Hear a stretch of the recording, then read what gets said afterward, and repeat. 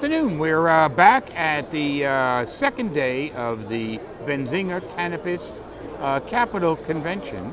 And it is a capital convention because we have people here that, as I would say, want money and people who have money to be able to meet and cut a deal. And with us today, we have Anthony Coniglio from, he's from NewLake, which is a real estate investment company that's helping businesses grow by freeing up capital. Welcome, Anthony. Thank you for having me. Good to see you. So tell us a little bit about your company, how you got started in this, and your background. Yes. We are a publicly traded net lease REIT that focuses exclusively on the cannabis industry. We were started over 3 years ago. I started the company with a couple of partners over 3 years ago. Today we own 28 properties across 11 states with 11 tenants. And our tenants are some of the leading cannabis operators in the industry. Names like a Cresco or a Columbia Care or a Trulieve. But we also have some smaller operators in the portfolio, single state operators or smaller MSOs that are less known, names such as a Revolutionary Clinics or a Mint or one of our newest transactions, C3 Industries. We focus on acquiring properties in the cannabis sector from and for those cannabis operators, and we focus on dispensaries as well as cultivation facilities. By number, we have 17 dispensaries, and 17 dispensaries and 12 cultivation facilities, but by capital, a little over 90% of our capital is in those cultivation facilities. And that's because these facilities are so large. We could have 20, 30, $50 million into a single cultivation facility. And a shout out to Florida. We love the state of Florida, and we do have a very, very large investment with Curaleaf in their cultivation facility here in Florida. So tell us, with the company, a lot of people know with the state of Florida that traditionally a bank or you cannot lend or lease a property to a cannabis company because of the banking regulations that exist today. So your company comes in, but tell us the pluses for a business that helps them with their capital needs. Yes. Well, you're absolutely right. That disconnect between state and federal laws that pertains to cannabis, creates this difficulty for operators in the sector to gain access to leased space. And that's because most commercial real estate in the U.S. has debt on it. And in those debt agreements, there's a provision, a very innocuous provision that nobody ever pays attention to, is that the tenant in your property that you're taking the debt out on cannot be in an illegal business. So as we know, because of the federal disconnect and the continued federal illegality, it creates issues for landlords that have debt to be able to lease to cannabis operators. And so therefore, companies in this industry are relegated to either acquiring their properties or trying to find someone to partner with them to provide them capital for their real estate. And that's where NewLake comes in. We provide non-dilutive capital to the operators so that they could acquire properties or they could monetize properties they own today in a non-dilutive manner. I want to emphasize that because in this environment where capital is so scarce for the cannabis industry, equity capital is very expensive.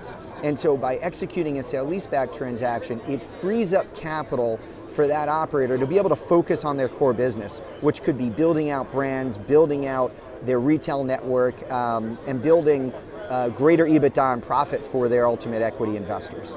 And this is no different than the REITs didn't start out dealing with the cannabis business. REITs started out dealing with a variety of different businesses. In fact, we were talking a little bit earlier about the healthcare business and how that works. So it's really a transition.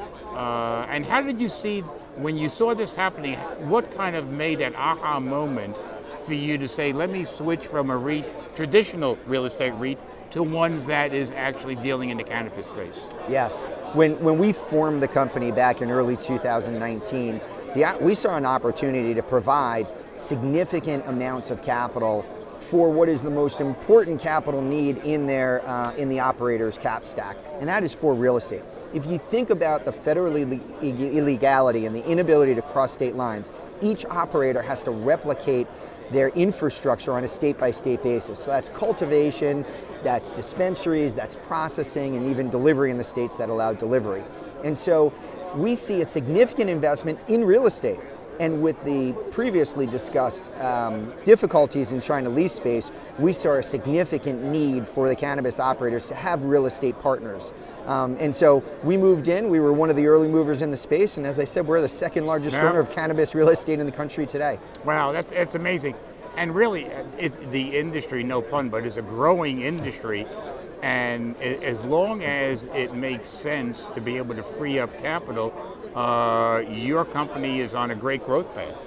Yes, and you touched on this before, which is we really view the cannabis real estate sector as a subsector within real estate. And so when you look at a Walgreens or a FedEx or a Home Depot, these are companies that have great access to capital and they sale lease back their properties. And the reason they do that is they realize that it's not a good use of their equity capital to tie it up into a hard asset such as commercial real estate that has limited upside potential. And so over time, any of the real estate that's put to use in the cannabis sector, we think will find its way into a sale-leaseback strategy. Again, coming back to this continuing theme, that's just not a good use of capital for the operators to be owning their own real estate. And we've been at it for 3 years, building partnerships and building relationships across the industry. Do you see this also in the CBD business? Or is that, I mean, the banking business, although it's legal to do it, banks are still skeptical because it comes from the cannabis plant. So a variety of CBD, hemp farmers and that type of situation. Have you seen that open up anywhere with the Farm Bill being changed? You know, it's such a great point. The Farm Bill was passed back in December of 2018. We still get phone calls from folks who are in the CBD and hemp world looking to execute transactions. And here's the issue, right? Everybody in this industry talks about the Safe Banking Bill and how that will transform banking for the cannabis industry and how that will unleash a tremendous amount of capital from banks for the industry. I'm not as optimistic. I think if you look at the Safe Banking Bill, there's a rulemaking period of up to 6 months. I think it'll take them 6 months to simply schedule the meetings. Right. And to bring it back to hemp, hemp was legalized across the country back in 2018, and we still see rules coming out of federal regulators around hemp and confusion in the marketplace. And it's going to be even more difficult for the federal regulators to create compliance standards for national banks in an industry that will still have cannabis illegal in certain states, but legal in others, and still illegal at the federal level. Highly complicated regulatory infrastructure that has to be created. And frankly, in my opinion, having been around banks most of my career, banks generally like to sit on the sidelines until the rules are written for fear of fines and compliance violations. Yeah, I've seen that with just even people trying to sell a CBD product that the bank finds out really not educated enough to understand that it's legal to sell it. Yeah. You know, and will wind up shutting down bank accounts. They do that for different physicians. They do it for different stores to be able to do that. So I think operationally, the space is going to be there. I mean, you know, people say, well, how does that differ? Well, you know, banks can still lend on real estate, but yet REITs do a tremendous job of being able to cut through the red tape and make something happen that basically is beneficial to both parties. For sure. And you go back to my point from a few minutes ago where we see cannabis real estate as another subsector within the broader real estate world. It's a very specialized knowledge to underwrite transactions for cannabis real estate.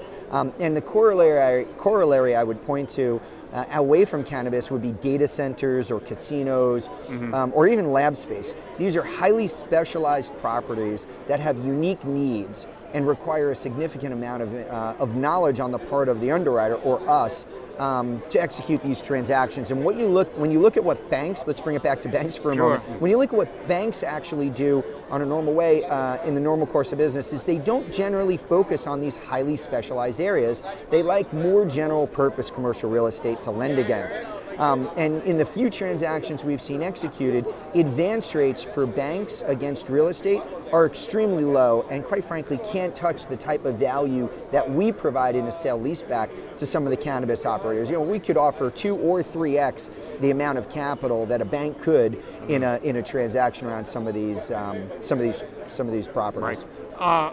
What size company do you look at for an investment? Yes, you know, we look at quality. It's not only about size. Biggest isn't always best. Biggest definitely helps from a scale perspective in this industry. We look at the quality of management. We look at the quality of the balance sheet, their ability to generate cash flow, where the business is going, what the strategy is.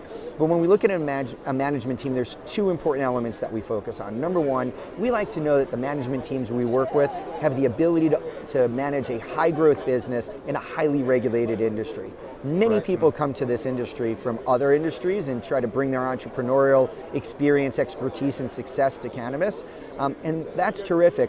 But running a business in a highly regulated industry is a unique talent, so we look at that. The other thing we look at is the management team's ability to raise capital. And one thing we know for sure, in being in this business for over 3 years, is that these companies have voracious appetites for capital to execute their business plan, or to even scale up, or to refinance existing debt that may be maturing. And when you look at most of the failures in the cannabis space, it's been around this limited ability to access capital and raise capital. So we spend a lot of time understanding those dynamics. What, from standpoint, where do you see, obviously a REIT, an investment, there's a golden pot at the end of the rainbow, but where do you see this business in the next 5 years, do you think? Yeah, from a REIT perspective? From a REIT perspective, yes. And from a cannabis perspective, because you deal all over the country. Yes. You know, a lot of people like to put these terms into sports, questions like this into a sports terminology in the spirit of the baseball season getting started. Some people say, hey Anthony, do you think we're in the second inning or the third inning of the cannabis industry? You know, I like to say I'm not even sure we've come out of the dugout yet. I think there's tremendous growth that lies ahead for the industry as we watch the states that have approved adult use roll out those programs and scale up. There are some very large states. We saw New Jersey earlier today launching for their first sales in the adult use sector. New York is still to come on. And then we have small medical states like a Georgia or a Texas. We have a large medical state like Florida that still hasn't approved adult use. So there's tremendous growth that's going to occur in the industry. And we estimate that the industry will need over 10 million square feet of real estate in order to support that growth over the near term. And so when we look at our opportunities for NewLake, we know there will be significant expansion in CapEx needs around commercial real estate, and we'll be there to provide capital to our existing tenant partners, but also to some of the other operators that are out there that are looking to scale up and win in the cannabis sector. Well, that's great. How do you deal in a market with real estate people that are, helping, I guess, in the state of Florida, MMTCs look for real estate or other people? Do you play well in the sandbox with real estate people? Yes, but we do typically come in after the properties are site selected. Gotcha. Okay. And the operators spend a tremendous amount of time and effort working with the brokers and working with that community to identify the locations. We're typically brought in afterwards. So you're brought in after they have said, we want this space, this location. Do you usually come in at the closing table, or do they close and then you kind of do a sale leaseback? It happens in many different ways. In some instances, they own a property that's fully operational. We'll acquire that fully operational property. On the other end of the spectrum, they will come to us and say, we've identified a property, we have a purchase contract on it. We want you to acquire the property on our behalf, and then provide us the capital to do a build to suit and do a ground up construction. And so we've done those bookends and everything in between. Okay. So as we kind of wrap up, if anybody watching this is in the need for this type of capital to help free up cash within your business, the cannabis business, and again, could be the hemp and CBD business too, when you think about it, if you're having trouble with your banks, give Anthony a call. I'll have his information. It'll be a part of this. Anthony, how would somebody get a hold of you? Our website is quite simple, newlake.com, N-E-W-L-A-K-E, newlake.com. Well, that's great. Anthony, thanks for stopping by, and hopefully you have a successful rest of the show. Yeah, thank you so much for having me. Enjoyed it. Thank you.